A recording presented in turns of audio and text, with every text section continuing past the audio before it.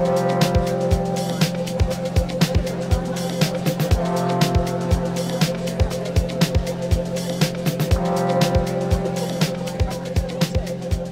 bien, bonjour à tous et à toutes. Bonjour François-Xavier Durandi. Merci beaucoup Bonjour. d'être avec nous ce soir pour les forums France-Inde. Donc, pour ceux qui ne connaissent pas encore les forums France-Inde, c'est une plateforme qui, depuis 2 ans et demi déjà, s'intéresse à la France et à l'Inde. C'est une plateforme qui permet des débats entre les Français, les Indiens, les Français qui vivent en Inde, les Indiens qui vivent en France. On parle de politique, on parle de culture et aujourd'hui on va parler cinéma avec toi François-Xavier. On va se tutoyer parce qu'on se connaît, hein, on va pas faire Oui, semblant. Et on va parler cinéma indien à l'occasion de la sortie d'un film, Santosh, de Sandhya Suri. Pour commencer, donc tu es traducteur. Est-ce qu'on dit sous-titreur? Parce que tu fais de la traduction quand même particulière. Ton métier, c'est aussi le sous-titrage. ouais. Quand on tape sous-titreur ou subtitler et qu'on a réglé son correcteur d'orthographe sur français ou anglais, souvent le mot est souligné en rouge. Signe que le mot n'existe pas. Pourtant, il est immédiatement compréhensible. On comprend tout de suite ce que c'est qu'un sous-titreur, mais le mot Mm. n'existe pas. Et c'est un symptôme du manque de reconnaissance de cette profession parfois. Mais on peut m'appeler sous-titreur. Moi, j'ai pas honte de la désignation de traducteur. Je me considère comme traducteur et je fais cet exercice de traduction appliqué au cinéma et à la télévision aussi, mais au cinéma. Et donc, oui, sous-titreur, traducteur. Très bien.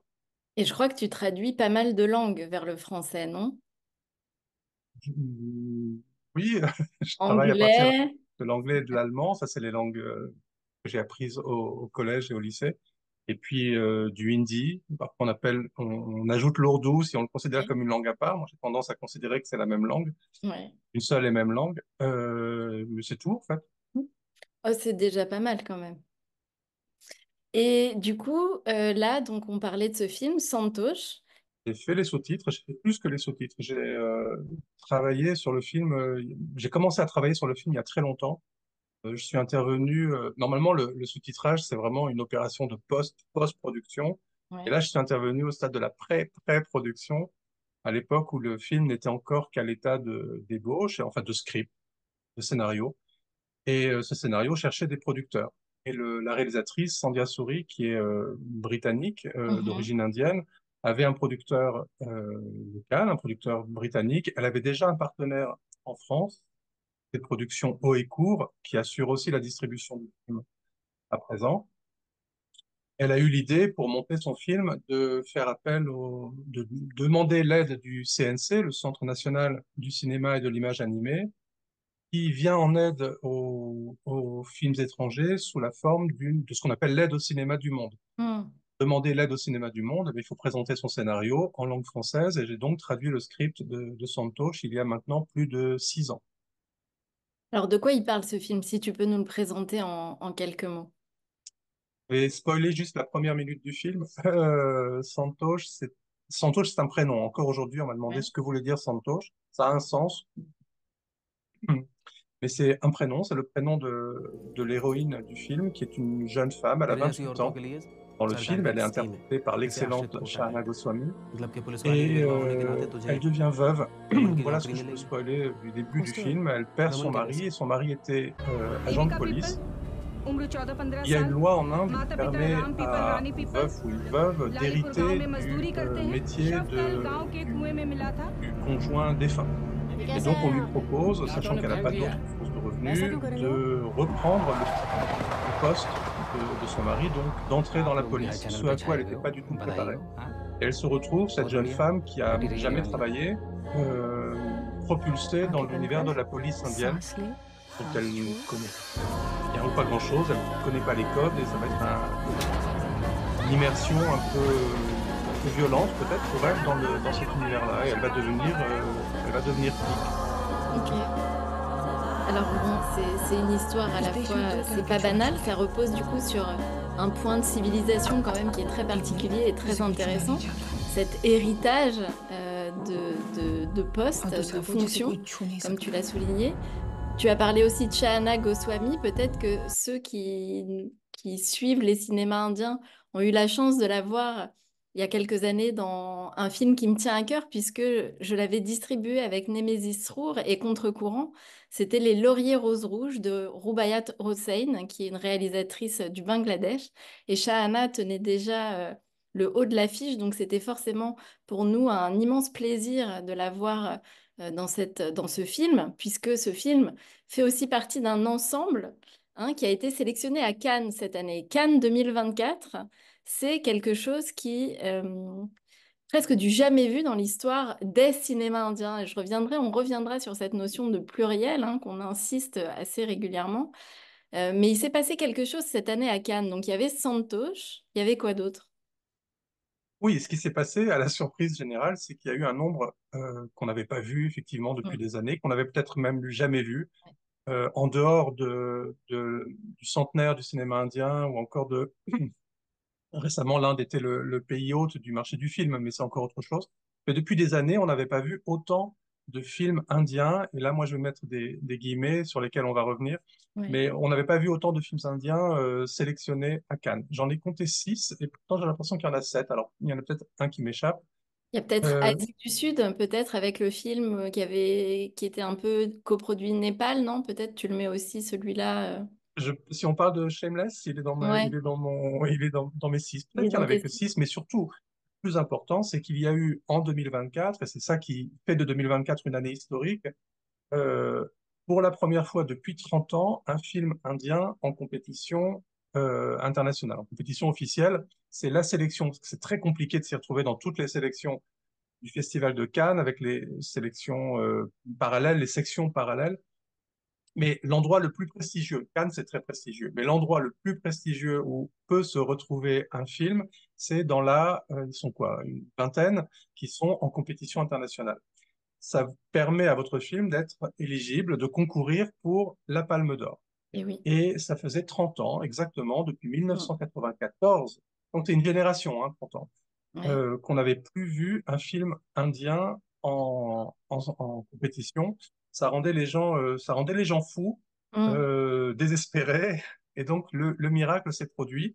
On raconte, je ne sais pas quelle est la source de cette information, mais j'ai entendu dire plusieurs fois que le film en question, donc le film de Payal Kapadia qui s'appelle All We Imagine as Light, Oui. avait d'abord été sélectionné dans la catégorie Un certain regard et avait été promu un peu à la dernière minute en compétition internationale. Donc ça, Ok. c'est quelque chose d'historique.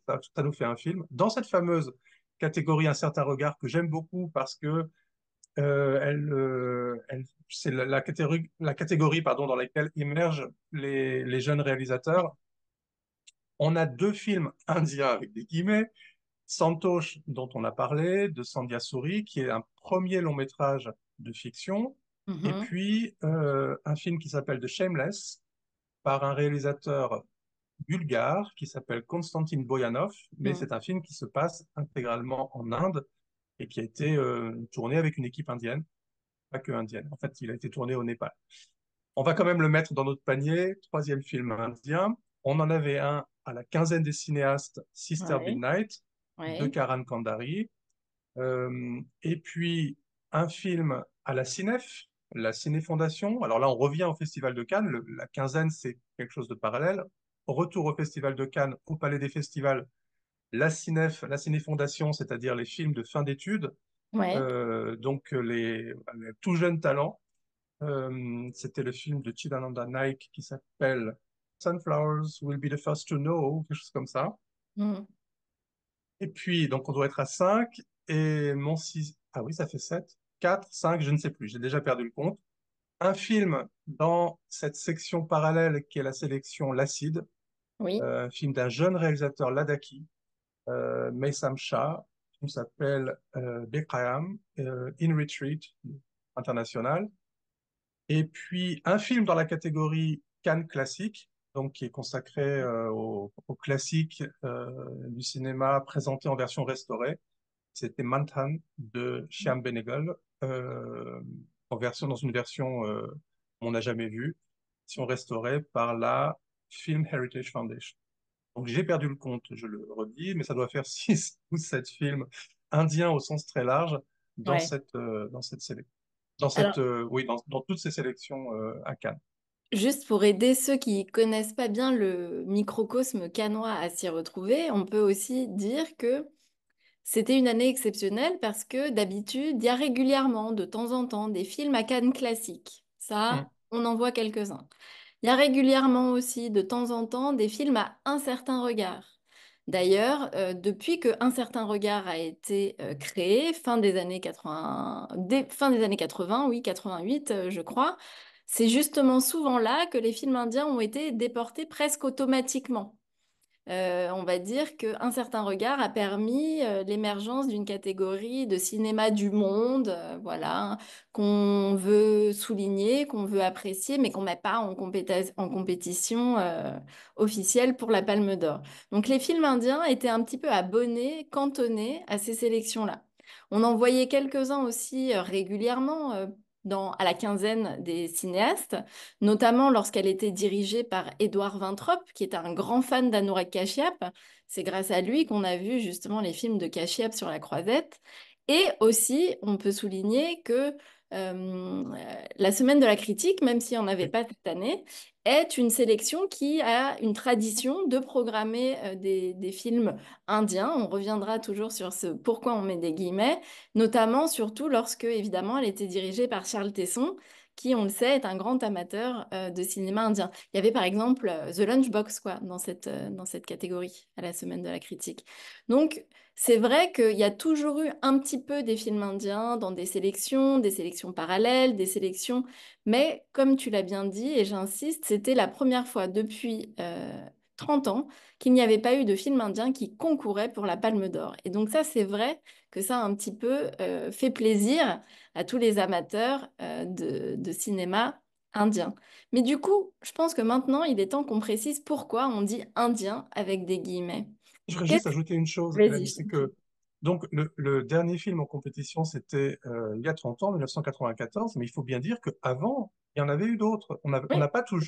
On n'a pas toujours attendu aussi longtemps. Et on a Mm, vu Satyajit Ray en compétition, je crois, à Cannes. On a vu Mrinal Sen. Il y a eu tout à fait. plusieurs films indiens. On n'était pas obligé d'attendre aussi longtemps. Et là, effectivement, il y a eu une longue traversée du Oui. désert de 30 ans jusqu'en 2024. Et quand elle a reçu son prix, puisque Payal Kapali a reçu le Ouais. Grand Prix, elle a dit avec un clin d'œil enfin, elle a suggéré à Cannes de ne pas attendre 30 ans avant Ouais. de renouveler, de réinviter un film indien en compétition. Mais alors du coup, film indien ou film pas vraiment indien? Parce que ça, c'est un débat qu'on a souvent entre amateurs de cinéma indien au pluriel. On est tiraillé toujours par cette question. Ces films qui arrivent jusqu'à nous en festival, ces films d'auteur qui sortent sur les écrans français, sont-ils des films indiens? Difficile de déterminer la nationalité d'un film. Je crois que Mm. les experts s'arrachent les cheveux dessus et on est surpris quand on regarde la fiche technique de voir des pays qu'on n'attendrait pas. Donc dans les films que j'ai cités, il y a donc on parle souvent la nationalité est déterminée par le pays de production et pas Ouais, forcément le pays de l'auteur ou du réalisateur et encore moins le pays des acteurs ou le ouais, pays du lieu de tournage. Donc c'est difficile de s'y retrouver. Si on regarde la liste des pays qui ont rendu possible ces films parce qu'ils ont apporté des moyens de production, on trouve des pays aussi inattendus que bah, la Bulgarie, j'en ai parlé, ouais. puisque Konstantin Boyanov, l'auteur et réalisateur de Shameless, est bulgare, mais on va trouver des pays comme la Suède, la Norvège, les Pays-Bas, le Luxembourg, Taïwan, la Suisse. Je ne sais plus, il y a tellement de pays que je ne connais pas pour chaque pays, tous les pays qui ont, pour chaque film, pardon, tous les pays producteurs, mais il y en a beaucoup. Parler de Santosh, que j'ai traduit, c'est un film qui est essentiellement britannique pour son financement, mais aussi indien et aussi allemand. Il y a Ok. 4 pays producteurs. Est-ce que ça en fait un film indien? La réalisatrice, Sandhya Suri, est née au Royaume-Uni. Mhm, Elle a la nationalité britannique, à ma connaissance, donc elle n'a pas de passeport indien. mhm. Euh, et pourtant, elle a une culture indienne. Ses parents avaient émigré au Royaume-Uni. Elle parle hindi. Elle a tourné son film avec une équipe technique internationale. Ouais. Il y a encore d'autres nationalités, si on devait les citer toutes. mais en grande partie indienne, avec des producteurs aussi indiens, et puis avec des comédiens qui sont tous indiens. Je ne sais pas comment, je ne sais pas comment qualifier la nationalité de Santosh. Est-ce Pareil que... pour beaucoup de ces films, les seuls, dans ceux que j'ai cités, les seuls films Ouais. qui sont indo-indiens, on ne peut pas se poser de questions sur la nationalité, c'est le film de la CINEF Ouais. de Chilanda Naik, parce que c'est un film qui est produit par son école de Mm. cinéma, donc FTII à Pune, et puis c'est le film de Cannes classique, Shyam Benegal, à l'époque, il n'y avait pas de... Non, justement, je pense qu'il Non? faudrait vérifier. On serait très surpris. Les films qui étaient sélectionnés à Cannes en compétition et autres dans les années 80, 80 étaient des coproductions déjà. La France a Oui, coproduit. oui, bien sûr. Depardieu a produit du cinéma indien, mais Mantan, en l'occurrence, c'est un film qui a été produit par une coopérative laitière.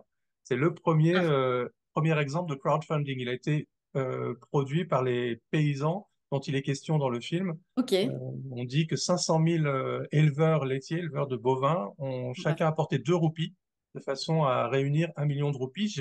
Je ne sais pas s'il y avait d'autres producteurs. ok, Alors, je ne donc sais pas ça pour c'est Mantan. très intéressant, mais du coup c'est vrai que même à Cannes Classique, il faut se méfier finalement, puisque parfois certains films qui avaient déjà été sélectionnés, ou alors des films de Ray, etc., avaient été finalement déjà coproduits. Ce système de coproduction, alors il a du bon, bien sûr, ça permet à ces films d'être produits, parce que finalement le problème c'est qu'en Inde, personne ne veut les financer, ces films.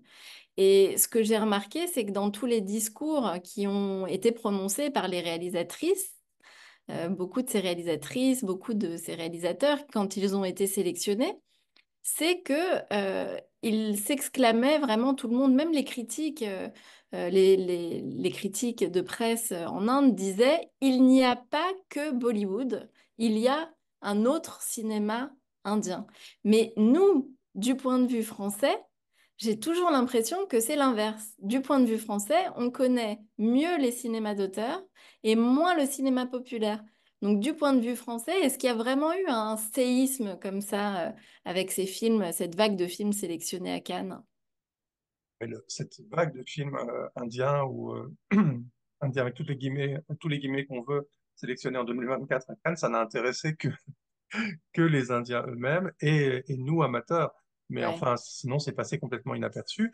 Et d'ailleurs, oui, non, personne n'a relevé, je crois, le fait que ça faisait 30 ans qu'il n'y avait pas eu un ouais. film en compétition officielle. Ça, c'est vraiment pour nous, c'est à nous que ça a fait plaisir. Mm. Mais c'est vrai qu'il faut mettre un peu d'eau dans son chai. Anurag Mhm. Kashyap, d'ailleurs, a poussé un coup de gueule en disant arrêtez de vous gargariser, s'adressant à ses compatriotes, arrêtez de vous Mm. gargariser en disant que l'Inde, enfin, est de retour à Cannes. Ces films ne sont pas spécifiquement indiens au sens où c'est pas l'Inde qui les a poussés, c'est pas l'Inde qui les a portés. Ouais. Beaucoup de ces films, je pense à celui de Payal Kapadia, n'auraient pas pu se faire s'il n'y avait pas eu une production Oui, France. et finalement, le séisme, ce serait d'avoir un Karan Johar sélectionné à Cannes. Ouais, oui. Pour moi aussi, si je fais des sous-titres. Karan Johar a déjà été présent à Cannes, alors il était présent en tant que... Il est venu vendre ses films, hein. Ouais. C'est comme ça que Bollywood est arrivé, un peu comme ça que Bollywood est arrivé en Europe. Il s'ennuyait très fort au marché du film où il venait vendre ses films jusqu'à ce qu'un acheteur allemand, je crois, Ouais. vienne acheter. C'est toi qui pourras répondre, qui pourra compléter la phrase. Je ne sais plus quel film il a acheté, un film avec Shah Rukh. Kuch Kuch Je ne Hota Hai, sais- c'est ça? J'avoue, je ne sais plus quel est le film de Shah Rukh qui a lancé Bollywood en Allemagne, mais c'est vrai qu'après ça, il y a eu une vague enfin, de cinéma populaire indie en Allemagne qui Hmm. fait que l'Allemagne reste un des pays dans lequel c'est le plus ancré, quoi, de voir des Bollywood. Ça date de la visite de Karan Johar à une époque où il était juste pas invité, hein. Il Ouais, avait ouais. payé pour son stand au marché Ouais, du film. au marché du film. Et il y a eu juste ce petit, au moment, au centenaire du festival, enfin au Au centenaire cinéma du indien. cinéma indien à Cannes, il y avait le film avec les quatre réalisateurs, Love Story, avec Zoya Artar, Non, non, ça s'appelait Bombay Talkies. Bombay Talkies, c'est Oui. ça, Bombay Avec Talkies. Anurag Kashyap, Deepak Ouais, Banerjee, je pense, ouais, Zoya Akhtar et Karan Johar. Oui, il est ouais. revenu. Il a eu un film à Cannes, Ah. effectivement. Mais pas en sélection. Non, pas en sélection, en séance spéciale, quoi. C'était une séance hors compétition. Après, Et oui, vas-y, je t'en prie. est-ce que le cinéma de Karan Johar a vocation à aller à Cannes? C'est pas... Si? Je sais pas, c'est toujours cette question. Est-ce que Cannes montre du cinéma d'auteur ou du cinéma commercial et populaire? Pour moi, j'ai l'impression qu'il y a un petit peu deux poids, deux mesures. C'est comme si on acceptait le cinéma populaire et commercial venant des États-Unis, par Hmm. exemple, mais qu'on n'acceptait pas le cinéma populaire et un peu commercial venant de l'Inde. Et que venant d'Inde ou d'Asie du Sud, de manière générale, on acceptait exclusivement ce type de projet, cinéma d'auteur, financé, coproduit par l'Occident, par l'Europe, par les cinémas du monde qui sont souvent des films qui, il faut le rappeler aussi pour ceux qui ne connaissent pas tous les mécanismes des sélections en festival, ce sont souvent des films qui ont passé plusieurs étapes avant d'arriver en sélection. Ils ont déjà été sélectionnés dans des, des, des work labs, des sélections en festival pour travailler le scénario, des sélections en festival en Europe pour travailler à un plan de distribution. Enfin, c'est des films qui sont accompagnés depuis le début. Et moi, j'ai des amis réalisateurs en Inde qui, un peu cyniquement, se disent et se passent le mot, si tu veux être financé par la France, tu dois parler des castes. Si tu ne parles pas des castes, tu ne seras pas financé. Si tu veux être financé par la France, tu dois dire qu'en Inde, tout est horrible, qu'il n'y a que des mauvaises choses, des paysans pauvres qui veulent se suicider. Donc c'est une vision quand même très stéréotypée de l'Inde, qui passerait ces commissions et qui arriverait jusqu'à nous. Et finalement, comme si on n'acceptait pas de ces pays qu'ils puissent produire autre chose que des films d'auteur extrêmement précis, extrêmement sociaux, alors que nous avons abandonné ces critères-là pour les films américains et pour les films européens. Je suis allé à Cannes très peu de temps cette année, mais j'ai eu le temps. C'est pas vrai, je l'ai pas vu à Cannes. Je l'ai vu plus tard lors de la reprise de la sélection Un certain regard à Paris. Mais j'ai vu l'histoire de Suleiman, qui Ouais, est un film bouleversant et qui est un film aussi présente une réalité sociale vraiment sinistre. ouais.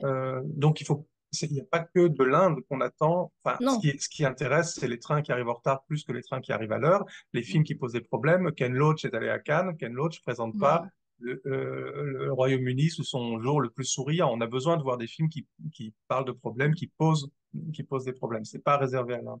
Mais il y a une autre chose que je dis à mes amis indiens lorsqu'ils se lamentent et que je me dis à moi-même aussi lorsque pendant toutes ces années on s'est lamenté de voir vraiment quelque chose parfois aucun film. Il est arrivé, hein, ça fait 10 ans à peu près que je suis de près le Festival de Cannes. Il y a eu des années où il y avait strictement Ouais. rien à se mettre sous la dent. Ce que je me dis, c'est que le Festival de Cannes, c'est un festival international, mais ça reste un festival international qui a été fondé en France, dont le comité de sélection francophone est français. Et c'est pas les Nations Unies du cinéma, hein, c'est pas un festival de l'UNESCO. Il y a pas de, c'est pas un festival qui a vocation à représenter équitablement toutes les régions du monde. Et lorsque j'entends des gens plaindre ou regretter le fait que le cinéma indien ou les cinémas indiens soient pas plus présents à Cannes, souvent ils vous disent, mais c'est pas juste parce qu'on est le premier producteur de films. On produit Mm. 2000, 3000 films par an. Et il y a un autre pays qui produit énormément de films, plus que Hollywood probablement, et dont on entend pour le coup, jamais parler à Cannes ou presque jamais, c'est le Nigeria. Ouais. Il y a un autre Wood, hein, c'est Nollywood, Ouais. le cinéma nigérian. Eh ben, je n'ai pas vu ces films, mais il faut croire qu'ils sont pas au bout du comité de sélection. Et voilà, un autre. Et les cinémas d'Afrique, en général, sont assez peu représentés aussi à Cannes. On trouvera toujours une raison. Puis vous avez aussi les Français qui disent les comédies sont sous-représentées à Cannes. Ouais. Des gens qui disent les documentaires sont sous-représentés à Cannes. D'autres qui disent le cinéma d'animation est presque absent du Mm. Festival de Cannes. Donc on a toujours une raison. C'est un festival qui est si prestigieux, si Mm. convoité. Tout le monde aimerait tant. J'ai eu un ami, je peux évidemment pas dire son nom, un réalisateur indien qui, euh, qui avait envoyé son film à Cannes. Son film n'a pas été pris.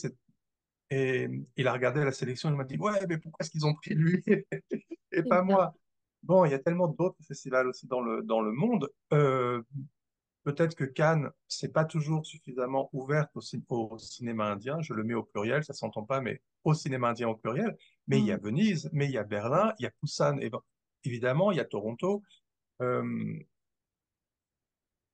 je suis d'accord. J'aimerais moi aussi, hein, j'aimerais aussi sous-titrer tous les ans 2 films pour Cannes. Ça ferait mon bonheur. Mais voilà, je pense qu'il faut aussi relativiser. Mais c'est vrai, tu as raison, il faut rappeler qu'il y a enfin, il y a cet écosystème des festivals dans le monde. Et par exemple, Toronto aussi, parce qu'il y a une diaspora indienne très importante au Canada, Toronto a cette tradition justement d'être capable de programmer du cinéma indien populaire, Lagan, des films voilà, qui passeraient jamais, on va dire, la barre de sélection à Cannes. Il faut effectivement se tourner vers d'autres festivals. Est-ce que Lagan n'a pas été montré en séance spéciale à Cannes? Lagan, non, Non, Devdas. Devdas. Devdas en Devdas, 2002, ouais. 2002, pour l'ouverture du festival. Ça avait d'ailleurs généré en France. C'est ça aussi, en fait. Je pense qu'on râle tous, les amateurs, parce qu'on connaît le pouvoir de Cannes Hmm. aussi. Et Devdas, quand Devdas est passé en 2002 en ouverture du festival, on ne peut que constater que les années qui ont suivi ont été des années où Bollywood a un petit peu frétillé dans les salles de cinéma françaises. On en voyait plus que jamais. On pouvait aller voir Shah Rukh Khan au Grand Rex, il est venu au Rex. Hmm. Il y a eu quand même pas mal de grands Bollywood de l'époque qui sont sortis en salle, qui ont été distribués comme des films normaux, j'ai envie de dire. Puisque aujourd'hui, pour voir un film indien, les distributeurs font un travail extraordinaire, hein, les distributeurs de films commerciaux, mais ils ont des contraintes très fortes. Souvent, c'est une séance par cinéma, on n'a pas le choix. Ça sort pas sur toute la semaine, c'est des séances spéciales, on ne sait jamais. En ce moment-là, comme tous les films sont doublés en hindi, en telugu, en tamoul, on ne sait jamais quelle version on va voir. Donc c'est pas idéal quand même, le système de distribution des films indiens populaires. Finalement, les films d'auteur, ceux qui passent à Cannes, s'en sortent un peu mieux. Je dis pas beaucoup, mais un petit peu mieux quand même. Et les films d'auteur qui se retrouvent à Cannes, d'abord, on a dit qu'ils n'étaient pas nombreux. Et bon, là, 2024 restera probablement. Il ne faut pas se dire que ça sera comme ça l'an prochain, hein. Ouais, Il y a très peu de chances. J'ai vu récemment que 2023 avait été au contraire une bonne année pour le cinéma africain. Et ok. 2024, c'était un peu le creux de la vague. Donc Mm, voilà. Les films d'auteur qui se retrouvent à Cannes ne sont pas si nombreux. Il y en a beaucoup, beaucoup d'autres, bien sûr, qui se font en Inde et auxquels on n'a pas accès. Une autre chose qu'on a évoquée tout à l'heure, j'ai parlé du coup de gueule de d'Anurag Kashyap qui dit mais finalement l'Inde ne fait pas grand-chose ouais. pour ce cinéma. Alors là je reviens peut-être au cinéma d'auteur. Euh, L'an dernier j'étais à Cannes avec 2 films. Le film de Kashyap qui s'appelait Kennedy qui était en séance de minuit et puis un Mm, film à la quinzaine, Agra de Canobel. mm. La deuxième fois qu'il allait à Cannes, il avait été à un certain regard Avec euh, Titli. avec Titli en 2014, Ouais. 15, 15. Euh, que sont devenus ces 2 films plus d'un an après le Festival de Cannes? On disait à l'instant que le Festival de Cannes, c'était un formidable tremplin pour la distribution des films. C'est vrai chez nous, quand vous avez le logo Festival de Cannes sur l'affiche du film, ça fait venir du monde. Mais que sont devenus Agra et Kennedy en Inde? Rien. Ils sont Mm, toujours pas sortis. Ils ouais. ont tous les deux été, et j'étais le premier surpris de voir que Kennedy avait reçu son visa de certification.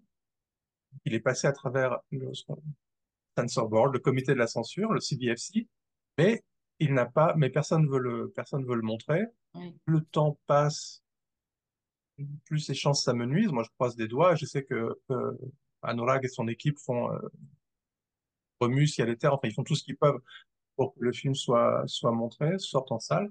Agra, qui est un film difficile. Mm, On a évoqué sa sortie, il est sorti en France, il devait sortir, on entendait dire qu'il sortirait en Inde au même moment, et je pense qu'il n'est pas sorti. Payal Kapadia, qui est venu 3 fois à Cannes, ouais. hein, une fois à la Cinef, à la fin de ses études, une deuxième fois avec un documentaire, une fois un documentaire un peu exigeant, mais Mm. son documentaire n'a été montré nulle part. Enfin, Oui, et c'est malheureusement le cas pour de nombreux films qui sont sélectionnés à Cannes. Si parfois, pas tous, hein, encore une fois, parfois ils sortent en France, mais souvent, la plupart du temps même, ils ne sortent pas en Inde, quoi qu'il arrive. Il n'y a pas de... Et c'est vrai ce que tu disais, puisque du coup, c'est compliqué.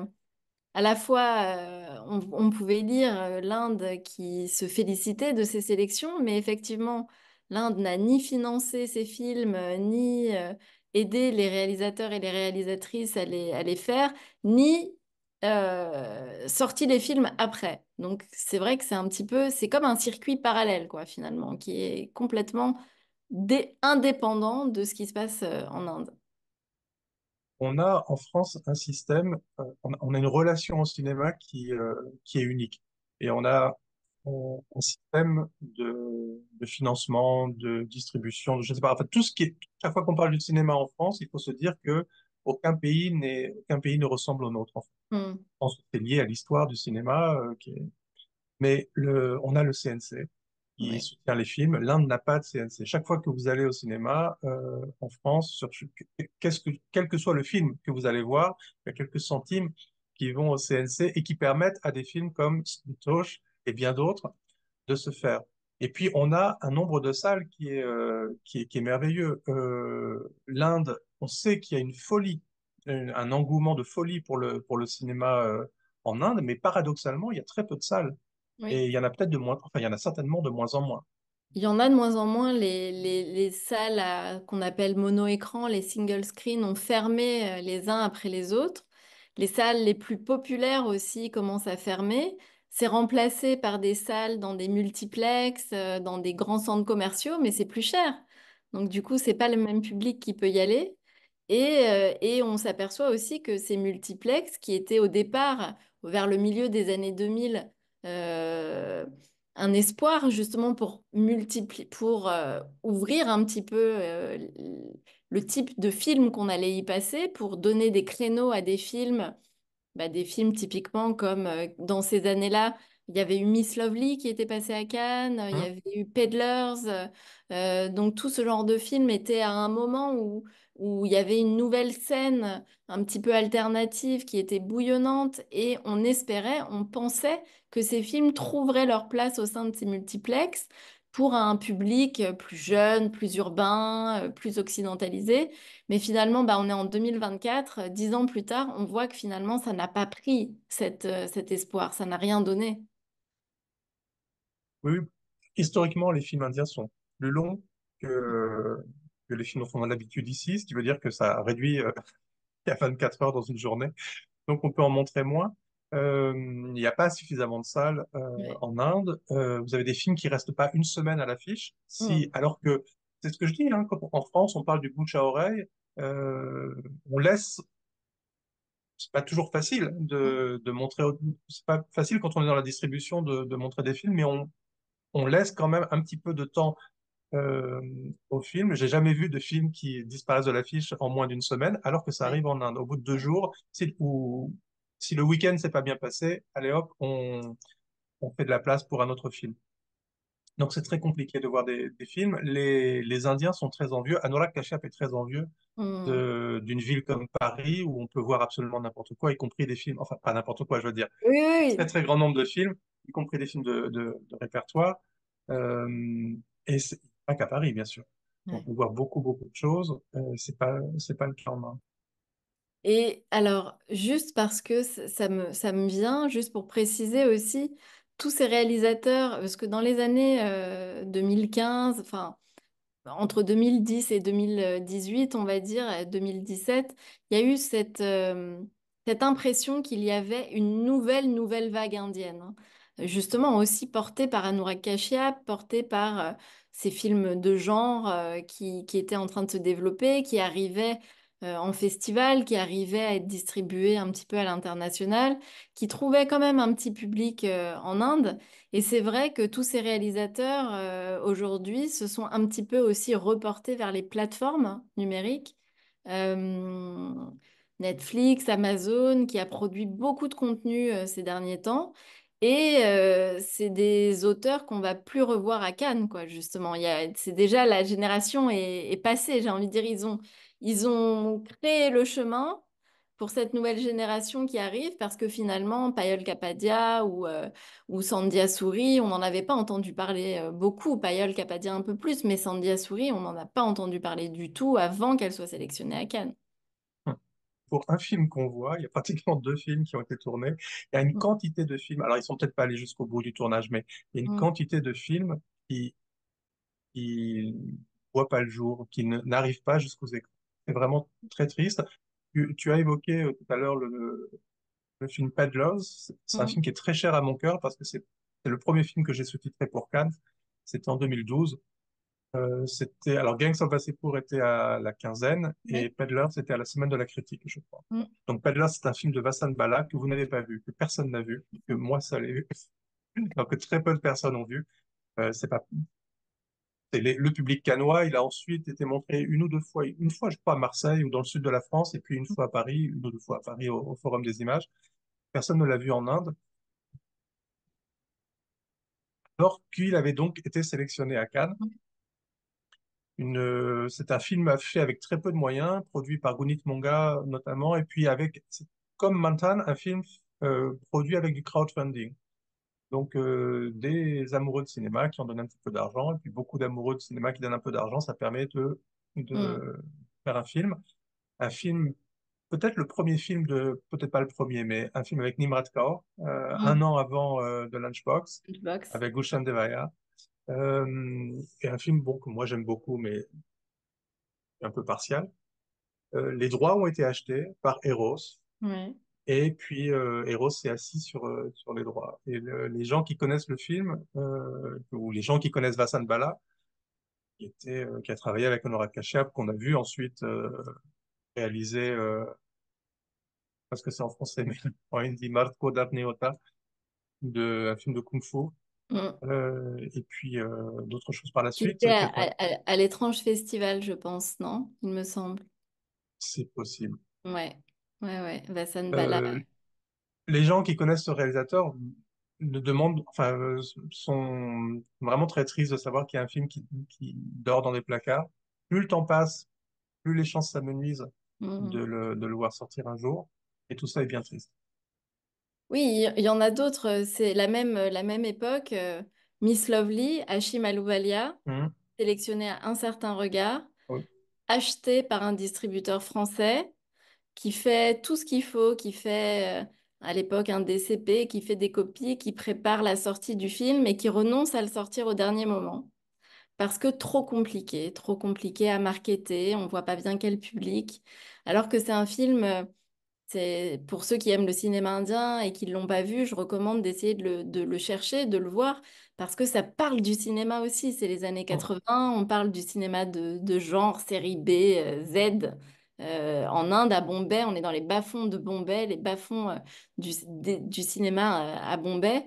Et voilà, c'est un film qui est très puissant de ce côté-là, qui nous raconte vraiment l'Inde un petit peu aussi sans phare et quand même aussi un peu loin des clichés qu'on a l'habitude de voir, quoi. Et malheureusement aussi, celui-là, il a été tué dans l'œuf, malheureusement. Et ça, souvent, le public français n'en a pas conscience. Il y a énormément de tentatives avortées comme ça, de tous les côtés. Là, pour le coup, c'est les cinémas d'auteur, c'est le cinéma populaire, c'est des films qui sont passés en festival. Parfois, c'est des films qui sont pas passés dans des grands festivals, mais qui ont réussi à arriver comme ça jusqu'à un distributeur, mais finalement, bah, ça ne se fait pas. Parfois, c'est des films qui sont repérés à Goa ou, enfin, mais voilà, tout le monde essaye et souvent c'est bloqué voilà, au dernier moment parce qu'il y a des embouteillages dans les salles de cinéma français, Mhm. on ne se rend pas compte parce qu'effectivement, on a un système qui est merveilleux, mais malgré tout, on n'a pas la place de tout passer. D'ailleurs, je crois que même toi, cette contrainte-là, elle est forte pour aller présenter les films, etc. Parce que ce que tu fais aussi, c'est que tu accompagnes les films indiens quand ils sortent dans ta région, en Normandie, et Mhm. tu interviens, tu fais des débats, tu participes aux séances. Et bon, bah, parfois, les cinémas voudraient bien les programmer, mais ils n'ont pas toujours la place, quoi, quand on cherche un petit créneau. très compliqué, oui. Tout ça, le grand public, effectivement, ne le voit pas, mais euh, monter un film, c'est très difficile. Rechercher des financements, c'est très Mm. difficile. Le tourner, c'est difficile.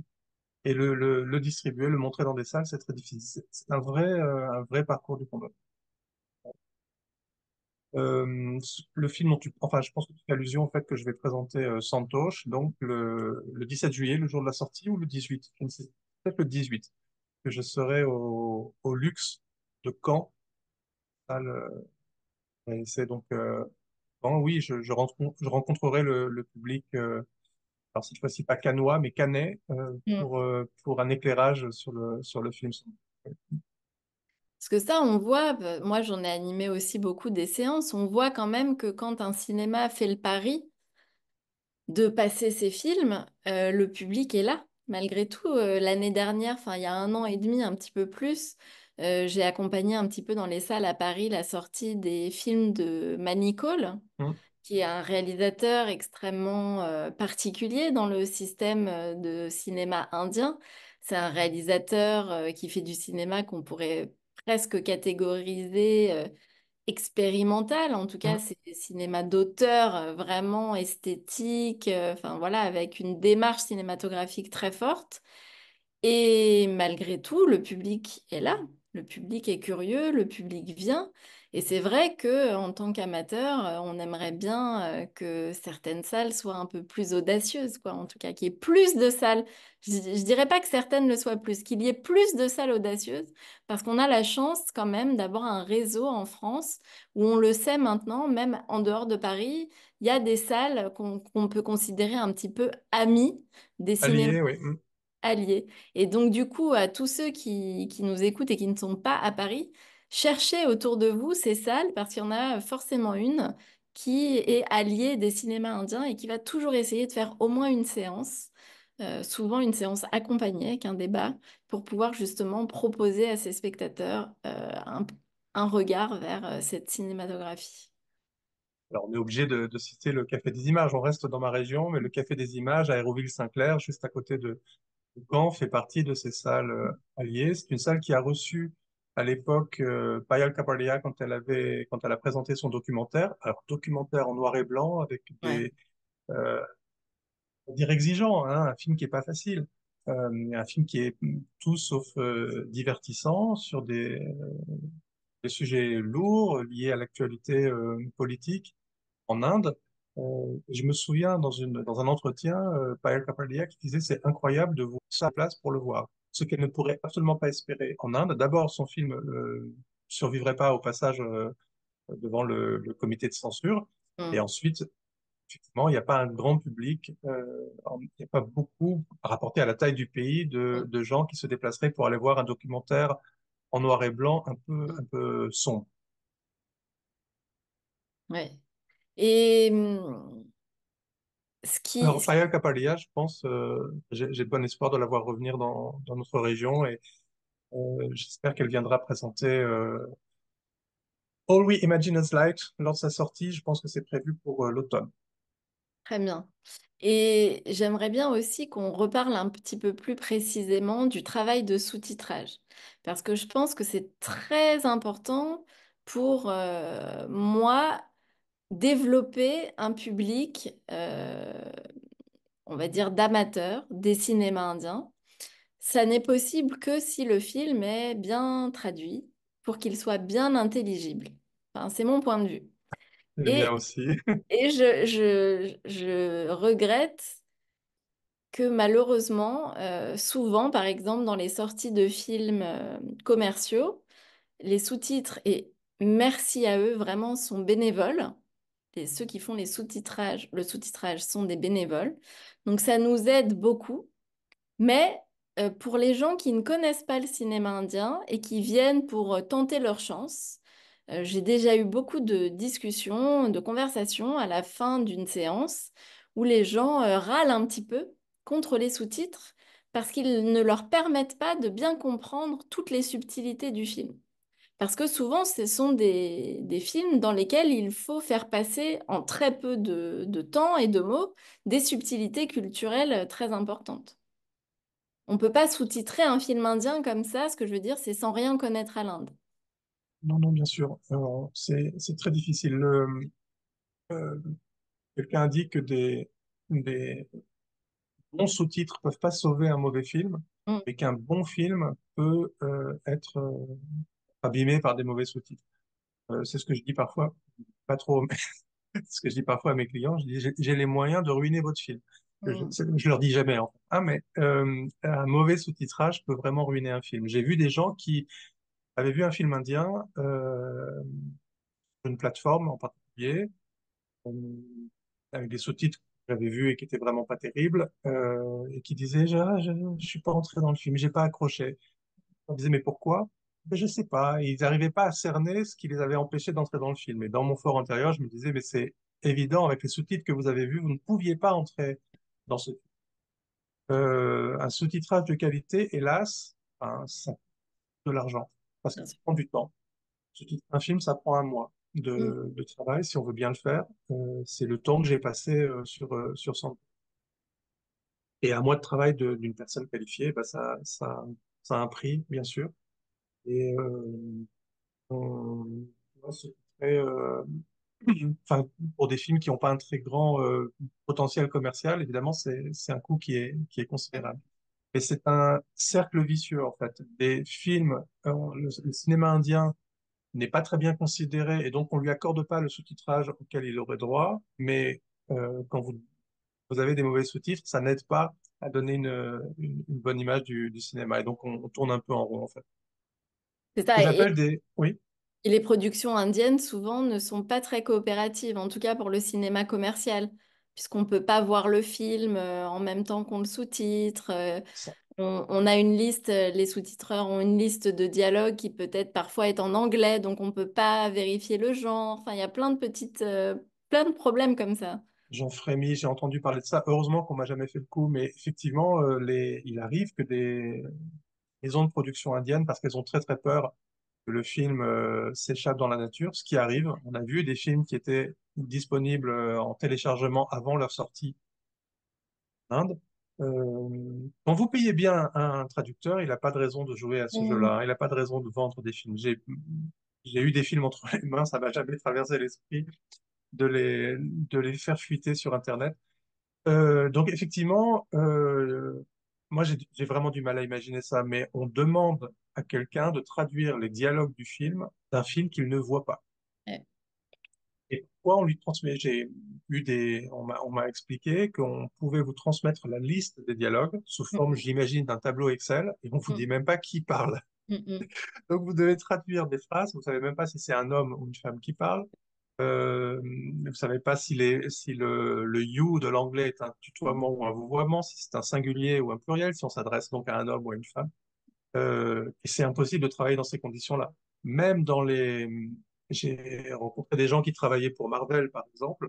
Alors, ils ont accès aux films, ils sont extrêmement... Enfin, donc on leur prend leur téléphone portable, ils sont dans une petite salle avec des caméras partout, mais au moins ils voient le film, au moins une fois avant de commencer à travailler sur le texte. On ne peut pas traduire un film qu'on ne voit pas, c'est impossible. Ça ne peut pas donner de bons résultats. On ne peut pas traduire un film dont on ne comprend pas la langue. c'est J'ai ça. l'impression que ça tombe sous le sens, mais je suis obligé de le dire. Si vous prenez une grande plateforme, euh, si vous prenez les deux grandes plateformes qui proposent des contenus indiens, des films ou des séries, à ma connaissance, jamais un film ou une série n'a été traduit par quelqu'un qui comprend la langue. Là, je parle du hindi. Ouais. Une seule exception, c'est Lal Singh Chaddha, qui a été Mm. produit par Paramount, distribué par Paramount France et ensuite vendu à Netflix. Et ils ont eu la bonne idée de reprendre les sous-titres de la sortie en salle qui avaient été faits par Celia Jawani et moi, donc deux personnes qui comprennent le hindi. Mais sinon, les films passent à travers la moulinette ce qu'on appelle la traduction relais, c'est-à-dire que les traducteurs traduisent non pas à partir du hindi, mais à partir de l'anglais. Et quelle que soit la qualité de cette version intermédiaire, de cette traduction en anglais, ça ne peut pas donner de bons résultats. Pour une raison que tu as mentionnée à l'instant, on ne sait pas si c'est du vouvoiement ou du vouvoiement, et puis on ne comprend pas plein de choses. Et ça, je pense que c'est Hélas, vraiment oui. important de le souligner parce que c'est des critiques qu'on entend quand on laisse traîner ses oreilles, quand on va au cinéma, voilà, c'est des critiques qui reviennent toujours sur les films indiens. Et c'est important de réaliser que en tout cas pour les films commerciaux, il faut que les gens réalisent que souvent ces sous-titres sont faits par des bénévoles, donc heureusement qu'ils les font, et qu'ils les font dans des conditions qui sont, comme on a dit, qui sont terribles et qui ne permettent pas de faire des sous-titres de qualité. Ce que je veux dire, c'est que ça n'est pas leur capacité de traduction qui est mise en Non, non. question, c'est la condition dans laquelle les conditions dans lesquelles ils travaillent qui ne permettent pas de faire des sous-titres de qualité. Et c'est vrai que ce manque enfin, ce non-respect en fait du film à travers son sous-titrage, je pense, est un frein pour un public non averti à venir et à revenir surtout voir des films indiens. Exactement. Tu parles d'un public non averti. Quand on prend un film indien, il y a plein de choses qui sont difficiles. Un contexte culturel qui est difficile. Il y a plein de références que le public français n'a pas de raison de Mm. capter. Il y a plein de choses. On parle toujours de lost in translation. Qu'est-ce qui va être Ouais. perdu au moment de la traduction? Mais il y a plein de choses qui sont perdues bien avant la traduction. Moi, il y a une scène à laquelle je pense toujours. C'est une scène d'un de mes films préférés que tu dois aimer aussi. C'est Coup de foudre qui a été traduit par Laisse parler ton cœur. Et dans cette scène déchirante où Anjali s'en va, Mm. la séparation d'Anjali et Rahul, elle part en catimini sans prévenir personne, elle est dans le train et elle s'en va. Mm. Et Anjali est habillée en blanc, Mm. avec un dupatta, une étole de couleur rouge. C'est des symboles qui sont gros comme une maison. C'est pas écrit très finement. Mais pour le public indien, la référence est évidente. Le blanc, c'est la couleur du deuil. Mais un spectateur français non averti, quand il voit Angélie habillée en blanc, se dit, tiens, elle est chic, elle va peut-être à la plage. C'est l'été, elle a mis C'est sa l'été. tenue. Voilà. Et le geste qui consiste à donc lancer l'étole de couleur rouge qui est portée par le vent et qui va se déposer comme par magie sur la poitrine de Tina, interprétée par Rani Mukherjee. Ça aussi, c'est un symbole de transmission, du bonheur conjugal, de la fécondité. Tout ça, c'est évident pour un spectateur indien. Et ça, le meilleur traducteur, le meilleur auteur de sous-titres, n'a pas les moyens de le transmettre. On ne peut pas vous mettre une note de bas de page ou de bas d'écran en disant regardez bien, elle est habillée en blanc, ça veut dire quelque chose.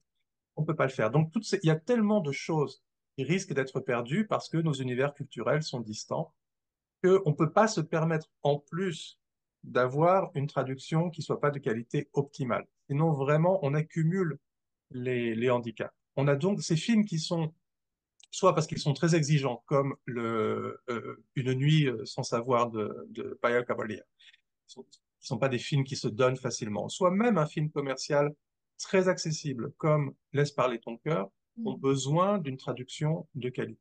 En ça, c'est peine perdue, et comme je disais, on tourne en rond. On a des mauvais sous-titres qui font que les films sont considérés comme des mauvais films, et donc on continue de, le, de leur réserver des mauvais sous-titres. Moi, je suis un petit peu surpris. L'an dernier, j'étais à Cannes et j'ai assisté l'an dernier ou il y a 2 ans, je ne sais pas.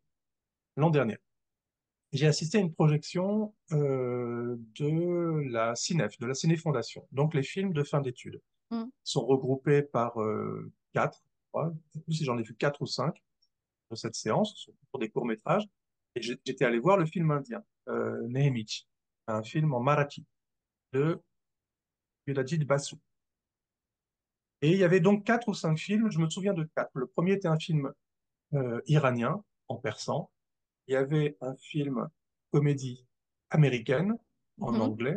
Il y avait un film, donc il y avait ce film indien en marathi. Et il y avait un film, je crois, tchèque. Il faudrait vérifier dans les archives. Je crois que c'était un film tchèque qui était un film sans parole, donc sans sous-titres. Et Ok. pour les 3 films qui étaient sous-titrés, le premier était donc le film en persan fait par Masume Laïji, qu'on Oui. connaît, qui est Grande, grande traductrice. grande traductrice qui traduit de l'anglais, de l'espagnol et du persan et qu'on connaît, bon, on a vu encore récemment sur la scène du Festival de Cannes, bref, une professionnelle qui fait du travail de qualité, tout simplement.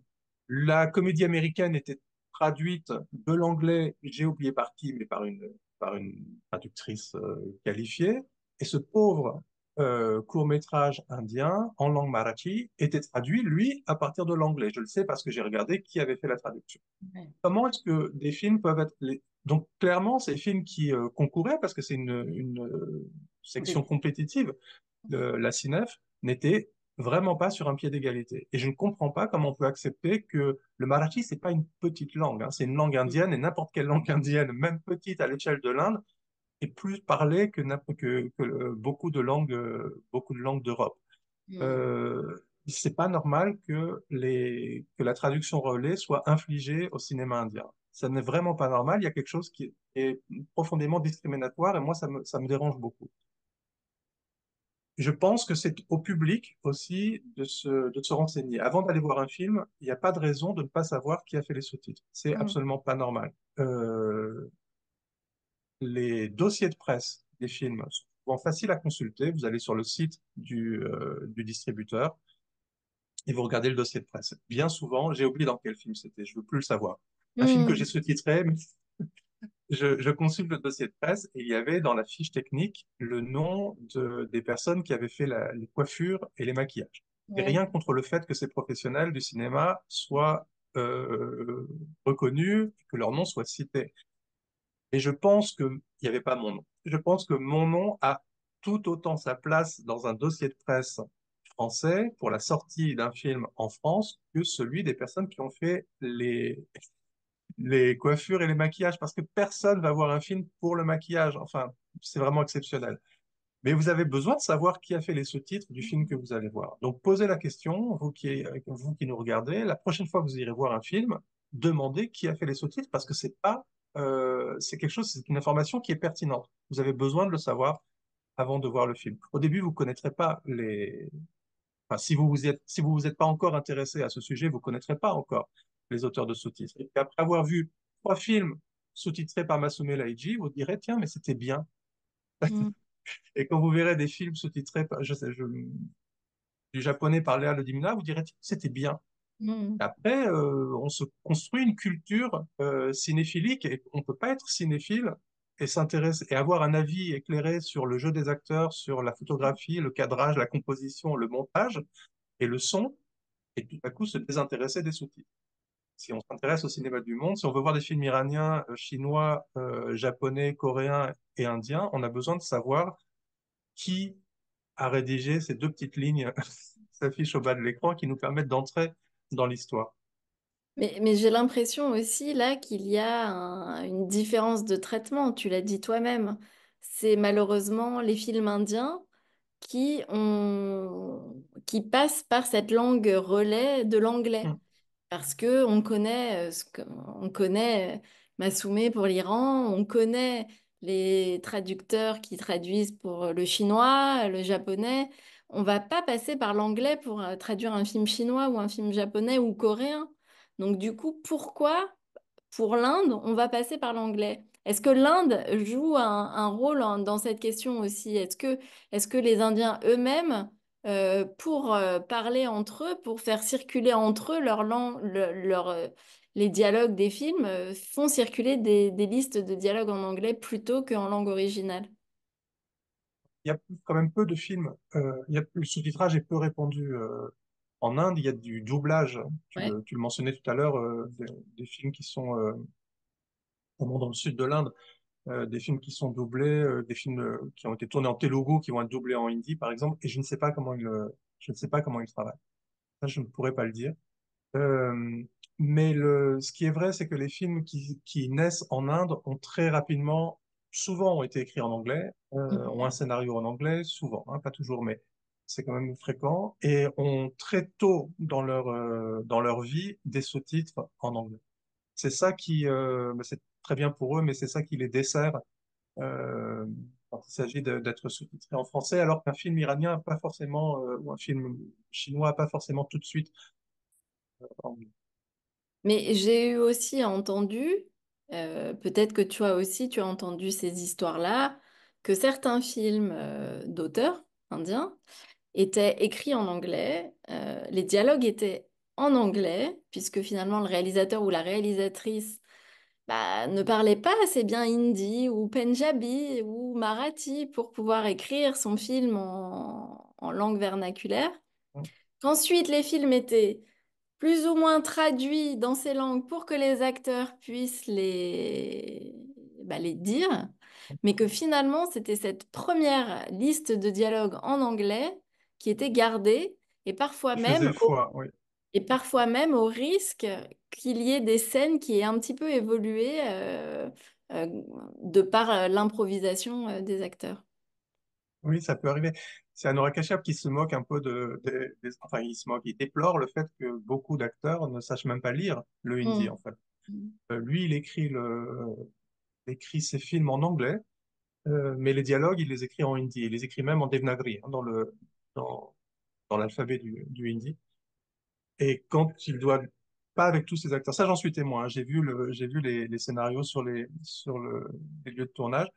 Et je pense que certains de ces acteurs, alors j'ai pas de liste, mais je pense que certains de ces acteurs demandent à avoir le texte transcrit en alphabet latin parce qu'ils ont du mal à lire la Devanagari. Ils étaient pas sérieux à l'école, je pense. Ils n'ont pas suivi les cours de hindi avec beaucoup d'assiduité. Et inversement, un acteur comme Manoj Vajpayee exige, Ouais. à qui parfois on donne des scripts transcrits, donc dans ce qu'on appelle donc le hindi écrit en caractère latin, donc Romanakri. Et lui, il exige au contraire d'avoir les dialogues en Devanagari, donc dans l'alphabet du. Oui, parce que, bon, alors, on parle un peu plus du cinéma indie, et toi et moi, parce que c'est le cinéma qu'on connaît le mieux, hein. Moi, je connais très mal l'industrie du Sud. Et, et il y a aussi, tu l'as dit, Manoj Vajpayee, mais il y a Nawazuddin qui, pareil, milite pour ce retour, en fait, du hindi, on va dire, d'un hindi, un hindi parlé aussi, pas un hindi refabriqué ou Hum. policé, qui milite pour ce vrai hindi que lui parle. Et il n'aime pas tourner en anglais, il n'aime pas...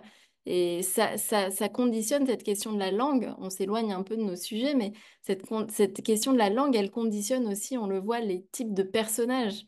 Elle conditionne les films, quel acteur on va caster, c'est vraiment pas anodin en fait, cette question du hindi, de l'anglais dans les cinémas indiens, Hum. c'est une grande part, ça va jouer jusqu'à qui on caste et quelle ambiance ça va donner au film aussi. Bon, ça nous entraînerait loin, comme tu l'as Ouais. dit, mais c'est assez triste de voir que le hindi, qui est la langue la plus parlée en Inde, euh, a un formidable outil de soft power qui est le cinéma. Parce que le cinéma, là, on parlait de Cannes, et de la France, mais ce cinéma s'est exporté de, en dehors de la France, en dehors de l'Europe depuis bien longtemps. C'est un cinéma qui était très apprécié en Union soviétique, dans toute l'Afrique, au Orient aussi. Euh, donc, il y a un outil de soft power extraordinaire et le hindi, on le sait, est une langue parfois peu considérée dans son propre pays. Et c'est triste de voir que voilà, des acteurs ne savent pas le lire, que des auteurs ne savent pas bien l'écrire. C'est quand même assez. Ouais. Je, Et, je reviens sur le sous-titrage de Santosh parce il s'est vraiment réalisé, il s'est vraiment fait dans de très bonnes conditions. Et l'une des conditions, on disait que certains sont obligés de traduire des listes, des listes de répliques. Donc je suppose qu'ils n'ont pas accès non plus à l'auteur, au et non, réalisateur. et non. Euh, alors que c'est une condition essentielle. Jamais un traducteur ne peut traduire sans... Enfin, oui, on peut pas traduire si on n'a pas accès à l'auteur, parce qu'on a toujours besoin de poser des questions. Ça arrive tout le temps. Et pour Santosh, j'ai eu cette chance de pouvoir poser toutes les questions que je voulais à Sandhya Suri, que je connaissais déjà puisque j'avais traduit le scénario 6 ans plus tôt. Et on a eu vraiment une excellente collaboration, une collaboration exemplaire entre une autrice, donc Sandhya Suri, qui est la réalisatrice du film, un producteur, qui a vraiment, on croit que le producteur c'est un distributeur de billets, mais c'est pas ça. Il a vraiment joué son rôle de producteur à plein. Il s'appelle Balthazar de Gannet. Et puis moi, le traducteur, et on a eu quand je dis que ça a pris un mois, ça a réellement pris un mois parce que tous les jours, on repassait, on se posait des questions. Le, la réalisatrice exposait ses intentions. Et elle disait en hindi, ça dit ça, mais ce que je cherche à transmettre, c'est plutôt que ça. Est-ce qu'on peut en tenir compte dans le français? Et inversement, puisqu'elle est francophone, je proposais des sous-titres français, dont elle s'est inspirée pour ses sous-titres anglais. Donc on a eu des échanges extrêmement fructueux et très intéressants. Et c'est comme ça que tous les films devraient être sous-titrés. Bah, écoute, ça me semble être un bon mot de la fin, ou presque. Donc, on peut dire que déjà, il faut aller voir Santosh De voir Santos. 17 juillet. Il faut surveiller le calendrier, les sorties pour voir tous ces autres films de Cannes, pour voir qui va sortir, qui va pas sortir. Payal Capadia, il y a déjà pas mal de séances spéciales d'avant-première qui tournent Hmm. en France. Sinon, la Et sortie. une sortie prévue à l'automne. C'est ça. Et là, si je me trompe pas, on est dans un film malayalam pour aussi la diversité des langues, n'est-ce pas? Alors, le Tu film de te souviens. Payal Kapadia, oui, il est en plusieurs langues. Il y a du hindi, et du konkani aussi, je crois, Ok. et du malayalam. Ouais. Malayalam. Parce que j'ai vu, bon, j'ai vu beaucoup, moi, sur les réseaux, je voyais beaucoup, enfin, un film de Mollywood sélectionné à Cannes. Donc, c'était repris tout de suite. Et je me Hmm. suis dit, tiens, alors voilà, mais c'est un peu cette identité malayali qui a été choisie, en tout cas, moi, ce que je voyais passer sur les réseaux, c'était ça. Et tout le monde disait, enfin, un Mollywood à Cannes. Donc, Mollywood. Film malayalam, mais bon, c'est pas du... Voilà, hein, toujours dans cet univers indien. On avait déjà du mal à Ouais. pointer la nationalité d'un film si en plus, une fois qu'on dit qu'il peut être peut-être un peu indien, il faut savoir s'il appartient à Bollywood ou à Mollywood. En l'occurrence, oui, Bollywood, c'est le cinéma de langue malayalam, mais Paya Kapadia n'appartient pas, elle n'est pas kéralaise, hein, c'est pas sa C'est langue. ça. Donc c'est un film aussi, je l'ai pas vu. Ouais. Dire, j'ai pas eu la chance de le voir, mais c'est un film qui se passe aussi à Bombay, sur la côte du Konkan. Je ne sais pas s'il se passe, je suis pas sûr qu'il se passe au Kerala, pas dire de bêtises, mais il y a du malayalam dedans. Mais C'est très bien d'attribuer, de mettre un film dans une case. c'est ça, et c'est vrai que ça montre aussi voilà, cette régionalité des cinémas en Inde, hein. On a l'habitude de dire qu'il y a les cinémas commerciaux dans chaque grande région. On peut dire qu'avec, à côté de ces cinémas commerciaux, ces grandes régions ont aussi des traditions de cinéma d'auteur Hum.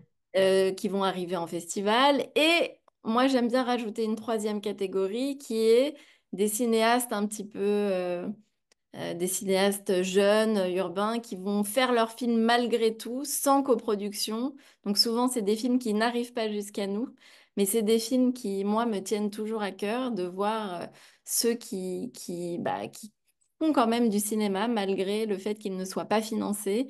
Et je dois dire que depuis que les caméras digitales et autres se sont démocratisées, la qualité est vraiment de mieux en mieux et j'espère vraiment que ça va permettre à ces réseaux un petit peu parallèles de se développer. Encore faudrait-il, comme on l'a dit plusieurs fois, réussir à faire du bon sous-titrage pour ces films parce que sinon, bah, on l'a dit, ça ne servirait à rien. Pour... Je rêve, je rêve d'un Vas-y. CNC du sous-titrage.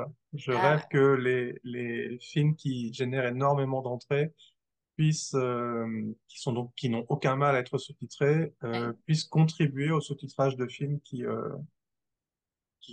n'ont pas les moyens, parce que c'est vrai que tous les films n'ont pas les moyens de s'offrir un sous-titrage de qualité. C'est ça Et mon rêve. ben, Pour revenir sur les sorties à surveiller, l'autre film que j'ai sous-titré cette année à Cannes, qui était à la quinzaine des cinéastes, qui s'appelle Sister Midnight, donc de ouais. Karan Pandari. Pour l'instant, pas de date de sortie, mais je croise vraiment les doigts. C'est un film très particulier. On a utilisé des adjectifs tels que punk ou déjanté. Ça lui va bien. C'est avec la formidable Radhika Apte. Ouais. Euh, pour moi, c'est un film de pur cinéma, un film cinématographique. Je sais pas ce que ça veut dire, mais il faut le voir pour comprendre. Peut-être un film de genre. Je veux pas trop en dire, mais oui, pour moi, un pur moment de cinéma. Et puis un autre film que j'ai sous-titré aussi, c'est la petite séance d'autopromo là. C'est très bien.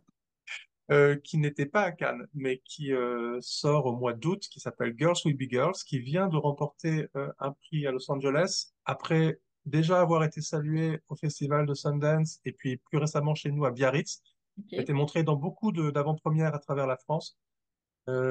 Donc Girls Will Be Girls, un film féministe, un film féminin avec une équipe technique très féminine, une réalisatrice qui s'appelle Shuchi Talati, qui est aussi l'autrice du scénario, que j'ai aussi traduit pour le CNC, une productrice française qui s'appelle Claire Chassagne, une productrice indienne dont le nom est connu puisque c'est Richa Chadha, et puis une directrice de la photographie qui est une femme, une monteuse qui est une femme, et il y a pour ce film la volonté de constituer une équipe technique presque exclusivement Mm. féminine. Ils sont pas arrivés tout à fait parce que tous les métiers techniques sont loin d'être féminisés dans le cinéma en Inde. Le tournage a eu lieu dans la région de Dehradun, dans le nord de l'Inde. Et c'est un film, alors en anglais, essentiellement, avec peut-être 2% de hindi, mais que je vous invite à aller voir dans les salles à partir de la fin du mois d'août. Et ben voilà, je pense qu'on a notre mot de la fin. Merci beaucoup, Merci François-Xavier, Hélène. pour ces questions passionnantes. Et ben, on peut juste vous souhaiter un bel été de cinéma indien et un bel automne, une rentrée pleine de cinéma indien. Merci les forums France-Inde de nous avoir donné cette opportunité de parler cinéma et puis peut-être à une prochaine.